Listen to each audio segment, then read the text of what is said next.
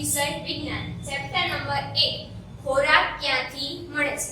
આપણે અગાઉના પીરિયડમાં વાત કરી હતી એ મુજબ કે આપણે ખોરાક લઈએ છીએ શા માટે, તો કે આપણા શરીરની આપણે જે પણ કઈ જૈવિક ક્રિયાઓ કરીએ છીએ અથવા તો બાહ્ય ક્રિયાઓ કરીએ છીએ, એટલે કે આપણું શરીર છે એ સતત કાર્ય કરતું રહે એના માટે આપણે ખોરાક લેવો જરૂરી છે। આપણે એના પછી આગળ એ વાત કરી કે આપણે ખોરાક છે એ વિવિધતા ભર્યો લઈએ છીએ। હવે ખોરાક છે એ વિવિધતા ભર્યો લેવાની જરૂર છે શા માટે, તો કે વિવિધતા ભર્યો ખોરાક લેવાના કારણે આપણને દરેક ખોરાકમાંથી અલગ અલગ પ્રકારના પોષક દ્રવ્યો મળી રહે છે। એક જ પ્રકારનો જો તમે ખોરાક લો તમને એક જ પ્રકારનું પોષક દ્રવ્ય મળશે, બીજા પ્રકારના પોષક દ્રવ્ય પ્રાપ્ત થશે નહીં। એક તો એના માટે, અને બીજું કારણ એ છે કે આપણે ખોરાક પ્રત્યેની રુચિ જળવાઈ રહે એટલા માટે આપણે વિવિધતા ભર્યો ખોરાક લઈએ છીએ। તમે સવારે સાંજે અલગ અલગ પ્રકારના ખોરાક લો છો। હવે તમે કલ્પના કરો તમારે રોજ જે સવારે એક જ પ્રકારનું શાક ખાવાનું હોય, સાંજે એ જ ખાવાનું હોય, તમે સતત મહિનો કે અઠવાડિયા સુધી તમે એક ને એક ખોરાક લેશો, તમને એ ખોરાક ભાવશે નહીં જ ભાવે। તમને એક ને એક ખોરાક તમે સતત લેશો એ ભાવતો નથી। એટલે કે આ બંને કારણોસર આપણે વિવિધતા ભર્યો ખોરાક લેવો જરૂરી છે। ત્યારબાદ આપણે આગળ એ જોયું હતું કે પોષક દ્રવ્યો માટે આપણે ખોરાક લઈએ છીએ, પણ આ ખોરાક બનાવવા માટે આપણે અમુક ઘટકો કે સામગ્રીની જરૂર પડે છે। રોટલી બનાવવી હોય, દાળ બનાવવી હોય, ભાત બનાવવું હોય, શાકભાજી બનાવવા હોય, કોઈ પણ કાર્ય કરવું હોય આપણે એના માટે સામગ્રી કે ઘટકોની જરૂર પડે છે। ઉદાહરણ તરીકે આપણે જોઈએ કે રોટલી બનાવી છે તો રોટલી બનાવવા માટે આપણે લોટ, પાણી અને તેલની જરૂર પડે છે। શાકભાજી બનાવવા માટે જેનું શાક બનાવવું હોય એ શાક જોઈએ છે, આપણે મસાલા, તેલ, મીઠું આ તમામ પ્રકારની સામગ્રી જોઈએ છે। એવી રીતના દાળ બનાવવા માટે આપણે જે કઠોળની દાળ બનાવી હોય એ પ્રકારનું આપણે કઠોળ લેવું પડે છે। એટલે કે કોઈ પણ ખોરાક બનાવવા માટે આપણે સામગ્રી કે ઘટકોની જરૂરિયાત રહે છે। ત્યારબાદ આપણે આગળ એ જોયું કે આપણે ખોરાક બનાવવા માટે જે સામગ્રી કે જે ઘટકો છે એનો સ્ત્રોત કયો છે। એટલે કે ધારી લો કે તમારે બટેકાનું શાક ખાવું છે તો બટેકા ક્યાંથી મળશે? હવે બટેકાનું શાક બનાવવા માટે તમારે તેલની જરૂરિયાત છે, તો તેલ ક્યાંથી મળશે? પાણી ક્યાંથી મળશે? મીઠું ક્યાંથી મળશે? એના મસાલા ક્યાંથી મળશે? તો કે આપણે જે કાંઈ પણ ખોરાક લઈએ છીએ તમામ ખોરાકનો સ્ત્રોત બે ઉપર આધારિત છે, એક તો પ્રાણીજ અને એક વનસ્પતિ। હવે આપણે મોટા ભાગનો જે ખોરાક લઈએ છીએ એના મુખ્ય બે સ્ત્રોત છે। આપણે કા વનસ્પતિ ઉપર આધાર રાખીએ છીએ કા પ્રાણી ઉપર આધાર રાખીએ છીએ। વનસ્પતિના સ્ત્રોત છે એમાં આપણે જોઈએ તો કે અનાજ, જેટલા પણ પ્રકારના અનાજ છે એ વનસ્પતિની પેદાશ છે। ઘઉં, ચોખા, બાજરી, જવ, પછી કઠોળ, મગ, મઠ, વાલ, ચણા આ બધા કઠોળ છે વનસ્પતિની પેદાશ છે। હવે તમે સૂકા મેવા ખાતા હોય તો એ પણ વનસ્પતિની પેદાશ છે। હવે પ્રાણીજ પેદાશની વાત કરીએ તો દૂધ છે, પછી માખણ છે એટલે કે દૂધની પેદાશો છે, એના સિવાય ઈંડા, માછલી, ઝીંગા આ બધાનો સ્ત્રોત કયો છે તો કે પ્રાણીઓ। એના સિવાય મધ પણ આપણને પ્રાણી પાસેથી મળે છે। હવે બે સ્ત્રોત એવા છે કે જેનો સ્ત્રોત છે એ વનસ્પતિ અથવા પ્રાણી નથી, એ બે વસ્તુ છે મીઠું અને પાણી। આપણે કોઈ પણ ખાદ્ય પદાર્થ બનાવવો હોય એના માટે આ બે વસ્તુની આવશ્યકતા જરૂર પડે છે, તો મીઠું અને પાણી। તો આ બંનેનો સ્ત્રોત, એમાંથી પાણીનો સ્ત્રોત છે વરસાદ અને એના મીઠુંનો સ્ત્રોત છે દરિયાનું પાણી, તો જેના દ્વારા આપણને મીઠું અને પાણી પ્રાપ્ત થાય છે। એના પછી આપણે આગળ એ જોવું કે વનસ્પતિના આપણે પેદાશનો ઉપયોગ કરીને ખોરાક બનાવીએ છીએ। હવે આ ખોરાક બનાવવા માટે આપણે વનસ્પતિના છે જેમ આપણા શરીરના અંગો છે એવી રીતે વનસ્પતિના પણ અંગો છે। આપણે છે વનસ્પતિના અંગો ખાઈએ છીએ, એટલે કે વનસ્પતિના અંગો છે મૂળ, પ્રકાંડ, પર્ણ, ફળ, ફૂલ। હવે આપણે એના ઉદાહરણ જોયા હતા, જેમ કે મૂળ છે તો મૂળ તરીકે આપણે ખાદ્ય પદાર્થ તરીકે છે બીટ છે, શક્કરિયા છે, મૂળા છે એનો ઉપયોગ કરીએ છીએ। પ્રકાંડની અંદર વાત કરીએ તો બટાટા છે, હળદર છે આ બધા વનસ્પતિના પ્રકાંડનો ભાગ છે। એના પછી આપણે આગળ જોઈએ તો પર્ણ, મેથી છે, પાલક છે, તાંજરજો છે આ બધા જે પણ પ્રકારના છે ભાજી જેને આપણે કહીએ છીએ એ બધા શું છે વનસ્પતિના પર્ણ છે। એના પછી આપણે આગળ જેટલા પ્રકારના ફળો કહીએ છીએ વનસ્પતિના ફળનો ભાગ છે। અને પછી રહેલો છે બીજ, આપણે જેટલા પણ પ્રકારના કઠોળ અથવા તો અનાજ કહીએ છીએ વનસ્પતિના ફળનો ભાગ વનસ્પતિના બીજનો ભાગ છે। આપણે એ જોયું। એના પછી હવે આગળ આવે છે કે આપણે વનસ્પતિ છે એની પેદાશોની અંદર આપણે એક વાત કરી કઠોળની। હવે કઠોળની અંદર આપણે કઠોળ જોયા હતા મગ અને ચણા। હવે આ મગ અને ચણા છે એને ખાવાની રીતો આપણે 5મા ધોરણમાં જે ખાવાની રીતોની વાત કરી હતી, હવે આ ખાવાની રીતોની અંદર આપણે જોયું તો અમુકને બાફીને અમુકને શેકીને, હવે મગ અને ચણા છે એ અન્ય રીતે ખાઈ શકાય છે. એની રીત છે ફણગાવેલા કઠોળની રીત. હવે મગ અને ચણા જેવા કઠોળને તમે ફણગાવી શકો છો, પણ કેવી રીતના? તો કે સૌપ્રથમ તમારે એના સ્વચ્છ બીજ લેવાના, સૂકા હોય તે મગ અને ચણાના. હવે સૂકા બીજને તમારે સ્વચ્છ પાણીની અંદર થોડાક સમય સુધી, એક રાત્રિ જેટલા સમય સુધી પલાળી રાખવાના. હવે તમે આખું રાત્રિ પર પાણીમાં એને પલાળી રાખશો તો સવારે છે એ ફૂલાઈ ગયા હશે, એટલે કે પલળી ગયા હશે. હવે ફરી પાછા એને બીજા પાત્રમાં લઈ બધું જ પાણી નિતારી અને ફરી પાછા સ્વચ્છ પાણીથી ધોઈ અને એક સ્વચ્છ કપડાની અંદર એને બાંધી દેવાના અને ફરી પાછું તમારે એક સમગ્ર દિવસ એને રાખી મૂકવાના. એના પછીના દિવસે તમે એ કઠોળનું અવલોકન કરશો તો એ કઠોળના ઉપર તમને સફેદ પાતળો તાંતણો દેખાશે. તો એ તાંતણો છે એ શું છે? ફણગાવેલા મગ દર્શાવે છે. તો આવી રીતના તમે કઠોળને છે ફણગાવી પણ શકો છો અને એની અંદર થોડાક મસાલા ઉમેરી તમે એને ખાઈ શકો છો. ખરેખર બહુ જ સ્વાદિષ્ટ લાગે છે ફણગાવેલા, અને એની અંદર ભરપૂર માત્રામાં પ્રોટીન હોય છે જે તમારા શરીરને એક પ્રકારનું પોષક દ્રવ્ય પૂર્ણ પાડે છે.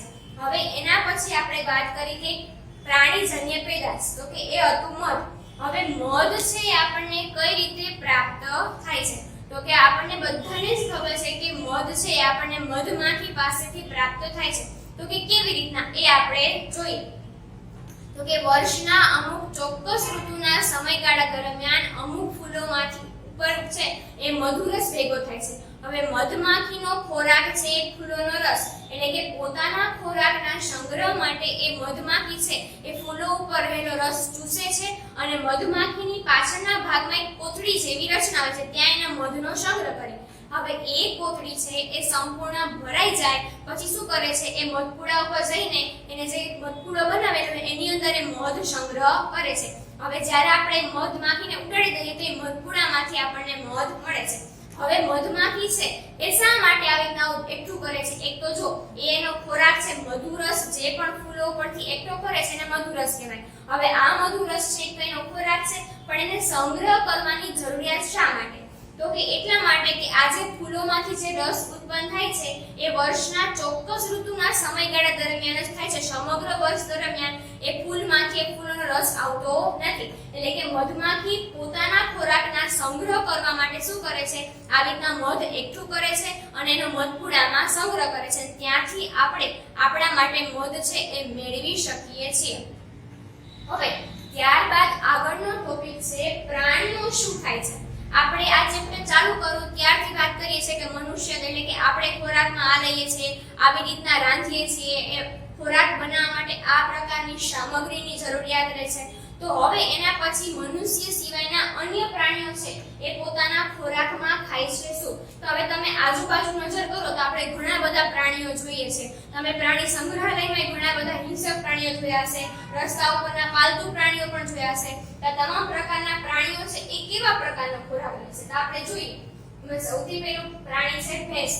હવે ભેંસનો ખોરાક તમને ખબર છે તો કે અનાજના દાણા, એના સિવાય ખોળ,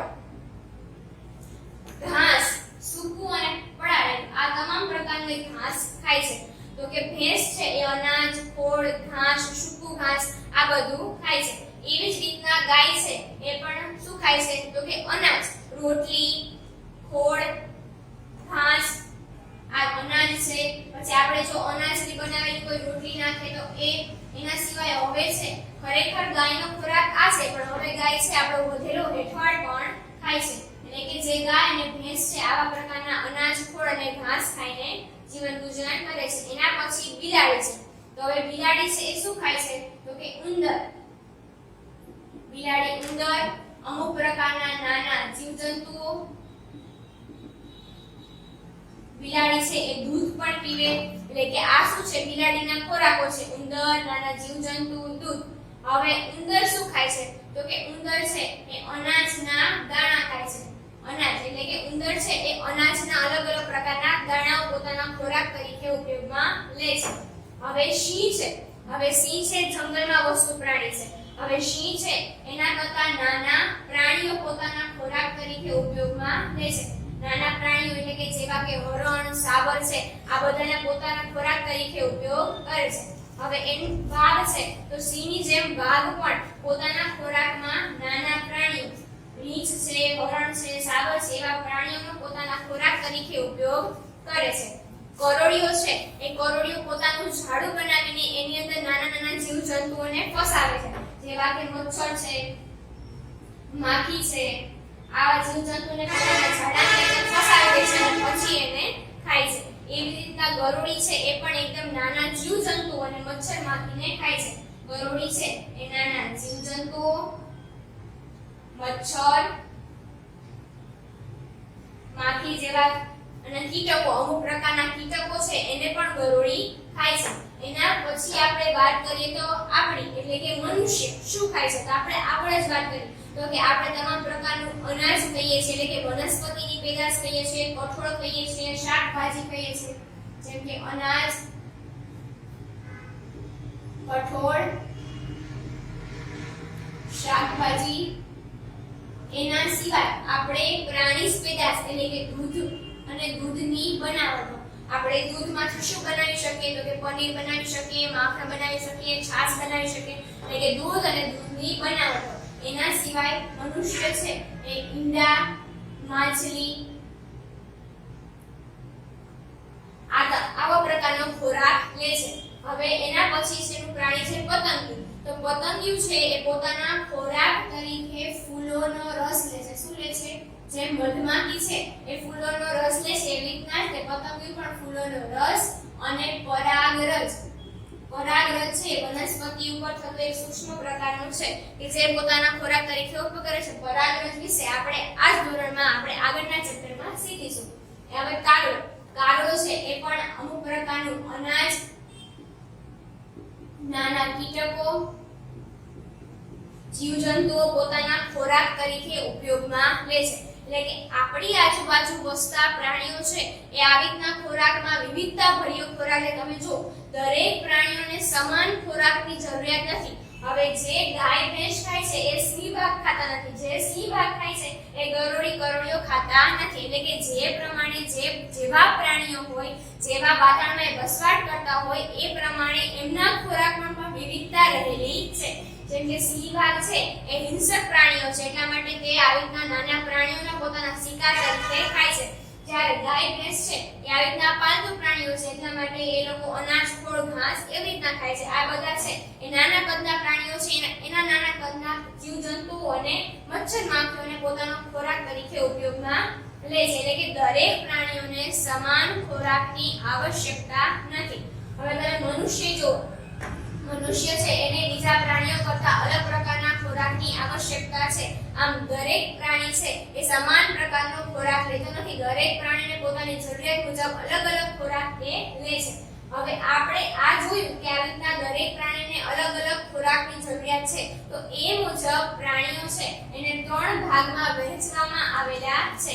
હવે સૌથી પહેલું છે તૃણાહારી પ્રાણીઓ, બીજું છે માંસાહારી પ્રાણીઓ અને એના પછીનું ત્રીજું છે મિશ્રાહારી પ્રાણીઓ. હવે સૌથી પહેલા તૃણાહારી પ્રાણીઓ એટલે શું? તો કે જે પ્રાણીઓ છે ફક્ત ને ફક્ત વનસ્પતિ કે વનસ્પતિની પેદાશ ખોરાક તરીકે ઉપયોગમાં લેતા હોય તેને તૃણાહારી પ્રાણીઓ કહે છે. એટલે કે વનસ્પતિ પોતાના ખોરાક તરીકે વનસ્પતિ અથવા તો વનસ્પતિની પેદાશ એટલે કે વનસ્પતિમાંથી જો કઈ ખાદ્ય સામગ્રી બનતી હોય તો એ જ પોતાના ખોરાક તરીકે ઉપયોગમાં લે તો એને તૃણાહારી પ્રાણીઓ કહે છે. હવે આમાંથી અથવા તો તમે બીજું વિચારો કે એવા કયા પ્રાણીઓ છે કે જે ફક્ત વનસ્પતિની જ પેદાશ ખાતા હોય, બીજી પેદાશ ખાતા ન હોય? તો એના ઉદાહરણ છે સસલું, હરણ, આ બધા પ્રાણીઓ છે, સાબર, આ બધા પ્રાણીઓ છે ફક્ત છે કેની પેદાશ ખાય છે? વનસ્પતિની જ પેદાશ ખાય છે. એના સિવાય એ પ્રાણીઓ પર નભતા નથી. એટલા માટે આવા પ્રાણીઓને કેવા કહે છે? તૃણાહારી પ્રાણીઓ કહેવામાં આવે છે. એના પછીનો બીજો પ્રકાર છે માંસાહારી પ્રાણીઓ. તો માંસાહારી પ્રાણીઓ એટલે કે કેવા પ્રાણીઓ કે જે પોતાના ખોરાકનો આધાર ફક્ત ને ફક્ત પ્રાણીઓ ઉપર આધાર રાખતા હોય એને માંસાહારી પ્રાણીઓ કહે છે. એટલે કે પોતાના ખોરાકમાં જે અન્ય નાના પ્રાણીઓનો ઉપયોગ કરતા હોય એને કેવા કહે છે? માંસાહારી પ્રાણીઓ કહે છે. એની અંદર સમાવેશ કોનો થશે? તો કે સિંહ, વાઘ આ બધા છે એ પોતાના ખોરાકની અંદર ફક્ત ને ફક્ત નાના પ્રાણીઓ એટલે કે પ્રાણીજ પેદાશનો જ ઉપયોગ કરે છે. એટલે કે સિંહ છે, વાઘ છે, વરુ છે, આ બધા પોતાના અંદર એ શું કરે છે? પ્રાણીઓ પર આધાર પોતાનો ખોરાકનો રાખે છે. એના પછીનો ત્રીજો પ્રકાર છે મિશ્રાહારી પ્રાણીઓ. મિશ્રાહારી પ્રાણીઓ એટલે કે જે પ્રાણીઓ પોતાના ખોરાકનો આધાર વનસ્પતિ ઉપર અને પ્રાણીઓ ઉપર પણ રાખે એને કેવા કહે છે? મિશ્રાહારી પ્રાણીઓ કહે છે. એટલે કે જે પ્રાણીઓ છે પોતાના ખોરાકનો આધાર વનસ્પતિની પેદાશ પર પણ રાખે અને પ્રાણીઓની પેદાશ પર પણ પોતાના ખોરાકનો આધાર રહેલો છે એને મિશ્રાહારી પ્રાણીઓ કહે છે. હવે મિશ્રાહારી પ્રાણીની અંદર સમાવેશ કોનો થશે? તો સૌથી પહેલા મનુષ્ય. જો મનુષ્ય છે એ વનસ્પતિની પેદાશ પણ ખાય છે અને પ્રાણીની પેદાશ પણ ખાય છે. એટલે કે મિશ્રાહારી પ્રાણીની અંદર મનુષ્ય છે, મોટા ભાગના પક્ષીઓ એની અંદર તમે કાગડો લઈ લો, ચકલી લઈ લો છો, એ બધા શું કરે છે? એ કઠોળના નાના દાણા પણ ખાય છે અને ક્યારેક કીડી જેવા સૂક્ષ્મ જીવો પણ પોતાના ખોરાક તરીકે ઉપયોગમાં લે છે. એટલે કે મોટા ભાગના પક્ષીઓ છે એનો સમાવેશ પણ મિશ્રાહારીમાં થાય છે. એવી જ રીતના બિલાડી છે, કૂતરો છે એ પણ તેની અંદર આવશે મિશ્રાહારીમાં, જે ક્યારેક વનસ્પતિની પેદાશ પણ ખાઈ લે છે અને પ્રાણીની પેદાશ પણ ખાઈ લે છે. એટલે કે આ બધા મિશ્રાહારી. માંસાહારીની અંદર તમે જો તો કે કરોળીઓ છે, ગરોળી છે, આ બધા ફક્ત ને ફક્ત અન્ય નાના પ્રાણીઓ ઉપર જ આધાર રાખે છે, જીવજંતુ પર, જેને આપણે કેવા કહીએ છીએ? માંસાહારી પ્રાણીઓ કહીએ છીએ. હવે ત્યારબાદ આ ચેપ્ટરની અંદરનો છેલ્લો ટોપિક, શું દરેક સજીવને પૂરતો ખોરાક મળી રહે છે? હવે તમે આપણી આજુબાજુ રહેલા અમુક પ્રકારના લોકો છે એનું અવલોકન કરતા હશો તો કે દરેકને જરૂરિયાત છે એટલો ખોરાક મળી રહેતો નથી. તો હવે દરેક છે સજીવને જરૂરી ખોરાક પોતાના વૃદ્ધિ અને વિકાસ માટે જરૂરી છે છતાં પણ નથી મળતો, જેના કારણે અમુક પ્રકારના બાળકો છે એ કુપોષણનો શિકાર બને છે. તો હવે આવું થાય છે એનું કારણ છે શું? તો કે સૌથી પહેલું છે શહેરીકરણ. તો કે વધારે પડતા શહેરીકરણના કારણે શું થાય છે? તો કે જે આપણે પાક ઉગાડવા માટેની જે જમીન છે એનો દિવસે દિવસે આપણે નાશ કરતા જઈએ છીએ. એનું લાકડું લઈ લઈએ છીએ, એ જમીનની ઉપર આપણે ઉદ્યોગો સ્થાપી દઈએ છીએ, એના ઉપર આપણે ઘર બનાવી દઈએ છીએ, જેના કારણે વધતા જતા શહેરીકરણના કારણે ખેતીલાયક જમીનનો નાશ થાય છે. અથવા તો આપણા ઘર બનાવવા માટે આપણે ફર્નિચર માટે પણ અમુક પ્રકારના વનસ્પતિ છે એનો નાશ કરી દઈએ છીએ. આવી રીતના વધતા જતા શહેરીકરણને કારણે ખેતીલાયક જમીન નાશ પામે છે, જેના કારણે અપૂરતું પાક ઉત્પાદન થાય છે અને દરેક સુધી પૂરતો ખોરાક મળી રહેતો નથી. બીજું કારણ છે ગરીબાઈ. હવે અમુક લોકો પાસે અનાજ ખરીદવાના પૈસા હોતા નથી, એટલે કે અત્યંત એ લોકો ગરીબ હોવાને કારણે એ લોકો ભોજન ખરીદી શકતા નથી. આપણે ત્યાં રોજ શાકભાજી આવે છે, અત્યારે કેરીની સિઝન ચાલુ છે તો કેરી આવે છે, પણ અમુક લોકો પાસે બિલકુલ પૈસા ન હોવાને કારણે એ લોકો શાકભાજી પણ ખરીદી શકતા નથી, જરૂરિયાત માત્રામાં પોષક દ્રવ્યો મળી રહે એવા ફળો પણ એ લોકો ખરીદી શકતા નથી, જેના કારણે એમને અપૂરતો ખોરાક મળે છે, જેના કારણે પણ એ કુપોષણનો શિકાર બની શકે છે. અનાજ સંગ્રહના યોગ્ય સાધનનો અભાવ. હવે ખેડૂતો છે એ અમુક પ્રકારની જમીનમાં પાક ઉત્પાદન કરી નાખે છે. પાક ઉત્પાદન થઈ ગયા પછી એનો યોગ્ય જગ્યાએ સંગ્રહ કરવો જરૂરી હોય છે. જેમ કે મોટા મોટા મકાનો, ભંડારો છે, મોટા પીપળાની અંદર આપણે અનાજનો સંગ્રહ કરી શકીએ. પણ હવે ક્યાંક આ જગ્યાએ એનો કોઠારનો અભાવ હોય તો આપણે શું કરીએ છીએ? અનાજ બહાર જ ખુલ્લામાં રાખવામાં આવે છે. હવે અચાનક અનાયાસે ક્યારેક જોઈએ અનાજ ઉપર વરસાદ આવી જાય અથવા તો ભેજ લાગુ પડી જાય, ઉંદર જેવા કીટકો પણ એનો નાશ કરી શકે છે. એટલે કે જો અનાજ સંગ્રહના યોગ્ય સાધનો ન હોય તો એ પાક જે આપણે ઉગાડેલો છે, જે વનસ્પતિ આપણને ખાવા માટે ઉપયોગી બની શકે એવી છે, એનો પણ નાશ થઈ જાય છે. એનું કારણ છે અનાજના યોગ્ય સાધનનો અભાવ. હવે એના પછીનું કારણ છે ઝડપી પરિવહન નથી. હવે યોગ્ય જગ્યાએ આપણે સંગ્રહ કરી લીધો, એના પછી આપણે જે જગ્યાએ ઉગાડેલો છે ત્યાંથી બીજી જગ્યાએ મોકલવા માટે આપણી પાસે જોઈએ એવા પરિવહનના ઝડપી સાધનો નથી, જેના કારણે શું થાય છે? પરિવહન એટલે કે પહોંચાડતા વાર લાગતી હોવાને કારણે એ અનાજ પહોંચતા પહેલા જ બગડી જાય છે. આ કારણોસર દરેક સજીવને જરૂરિયાત માત્રામાં પૂરતો ખોરાક મળી રહેતો નથી. હવે આ રીતે થતો ખોરાકનો બગાડ અટકાવવા આપણા ઘરેથી શું કરી શકીએ? તેના અમુક કારણો છે કે આપણે ખોરાક છે એનો આપણે આ પ્રકારે બચાવ કરી શકીએ છીએ.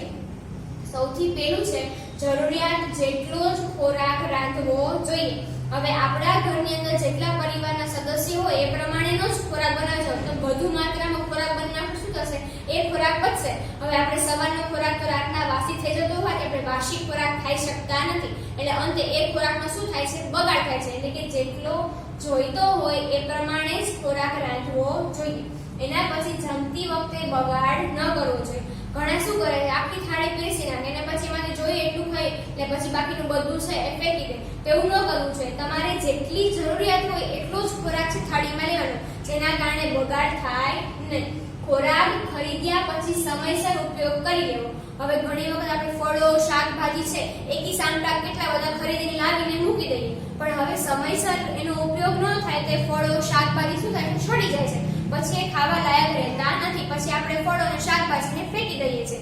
એટલે કે ખોરાક ખરીદ લીધા પછી એને શું કરવું જોઈએ? સમયસર ઉપયોગમાં લઈ લેવા જોઈએ, જેના કારણે એનો બગાડ થતો અટકે. એના પછી સંગ્રહેલું અનાજ છે એ ન બગડે એની તકેદારી રાખવી. એટલે કે આપણે ઘરે આપણા મોટા ભાગે અનાજનો સંગ્રહ કરી છે, જેમ કે ઘઉં છે, ચોખા છે. હવે એનો યોગ્ય જગ્યાએ સંગ્રહ કરવો છે. અને સંગ્રહ માટે આપણે કેટલીક ઘરગથ્થુ પદ્ધતિઓ વાપરીએ છીએ, જેમ કે આપણે ઘઉંને દીવે દઈએ છીએ, ચોખાને દઈએ છીએ, એને સાફ કરીએ છીએ, જેના કારણે જેની અંદર કીટકો રહી ગયા હોય તે બધા બહાર નીકળી જાય છે. આ પ્રકારે આપણે સંગ્રહેલા અનાજને આપણે તકેદારી રાખીએ તે બગડતા નથી અને આપણે સમગ્ર વર્ષ દરમિયાન એને ઉપયોગમાં લઈ શકીએ છીએ. પણ જો એ સંગ્રહેલા અનાજની આપણે કાળજી ન રાખીએ તો અનાજ બગડી જાય છે અને પછી એ ખાવા લાયક ન રહે તો આપણે એને ફેંકી દઈએ છીએ. તો કે આમ દરેક પ્રાણીને પૂરતો ખોરાક મળી રહે એટલા માટે આપણે શું કરવું જોઈએ? ખોરાકનો બગાડ ક્યારેય કરવો જોઈએ નહીં. હવે આ ચેપ્ટર અહીંયા પૂરું થાય છે. હવે આ ચેપ્ટરમાં આપણે શું શીખ્યા? તો કે આપણે ખોરાકની જરૂરિયાત છે શા માટે, વિવિધતાભર્યો ખોરાક લેવાનો શા માટે, હવે ખોરાક બનાવવા માટે અમુક સામગ્રી કે ઘટકોની જરૂરિયાત રહે. આપણા ખોરાકના મુખ્ય બે સ્ત્રોત છે, પ્રાણી અને વનસ્પતિ. એના પછી આપણે એ જોયું હતું કે આપણે વનસ્પતિના અમુક ભાગને ખોરાક તરીકે ઉપયોગમાં લઈએ છીએ. તેના પછી આપણે જોયું કે આપણે અમુક પ્રકારની વનસ્પતિની પેદાશ છે એને ફણગાવીને પણ ખાઈ શકીએ છીએ. આપણને મધ કેવી રીતના પ્રાપ્ત થાય છે. હવે આપણે કરી ત્યાં બધી મનુષ્યની વાત. એના પછી આપણે એ જોયું હતું કે પ્રાણીઓ પોતાના ખોરાકમાં શું લે છે. તો કે પ્રાણીઓ છે ને આપણે 3 પ્રકારે વર્ગીકૃત કરેલા હતા: તૃણાહારી, માંસાહારી અને મિશ્રાહારી. એ દરેક પોતપોતાની જરૂરિયાત અનુસાર અલગ અલગ પ્રકારનો ખોરાક લે છે. અને છેલ્લે આપણે જોયું કે આપણે અનાજનો બગાડ કરવો જોઈએ નહીં.